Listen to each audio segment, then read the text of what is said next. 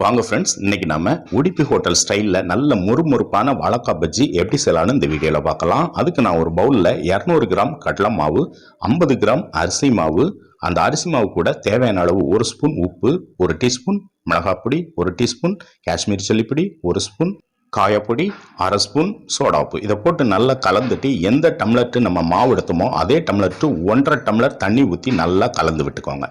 மாவு பதம் இந்த மாதிரி இருக்கணும். இதுக்கு நான் ஒரு 2 வாழைக்காய் எடுத்திருக்கேன். அதை காம்பு முனையும் கட் பண்ணிட்டு அதோட மேல் தோலை லைட்டாக சுரண்டி எடுத்துட்டு நம்ம இந்த மாதிரி பஜ்ஜி சீவுறதுல சீவி எடுத்துக்கலாம். இந்த மாதிரி ஓரளவுக்கு மெல்லிசா சீவி எல்லாத்தையும் எடுத்துக்கோங்க.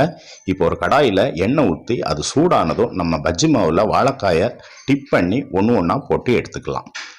இப்படி போட்டு எடுத்து 2 பக்கமும் நல்லா திருப்பி விட்டு வேக விடுங்க. 2 பக்கமும் ஒன்று போல சிவந்து வந்தோடனே நம்ம பஜ்ஜி எடுத்துடலாம். நல்ல மொறுமொறுப்பான அருமையான வாழைக்காய் பஜ்ஜி தயார். இதே மாதிரி செஞ்சு பாருங்க.